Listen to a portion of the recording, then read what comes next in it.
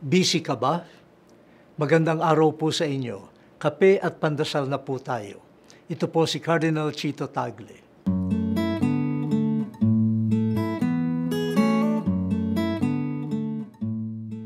Busy ka ba? Isa ito sa malimit nating itanong sa ibang tao. Malimit din itong itanong sa atin.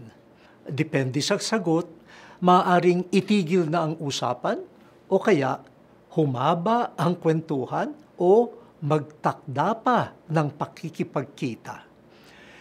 Bagaman mukhang simpleng tanong ang busy ka ba, dapat itong seryosohin. Ano nga ba ang pinagkakaabalahan mo? O baka wala kang ginagawa sa buhay? Busy ka ba sa chismis o pagkalat ng fake news?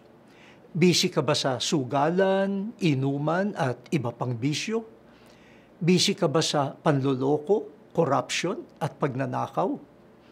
Sana tulad ng magkapatid na Marta at Maria, maging busy tayo sa pagtanggap at paglilingkod sa kapwa. Sana maging busy tayo sa pakikinig kay Jesus. Kapatid, saang bagay ka busy? O Diyos, maging abala nawa kami sa pagtanggap at pakikinig kay Jesus at sa pagmamalasakit sa kapwa. Amen.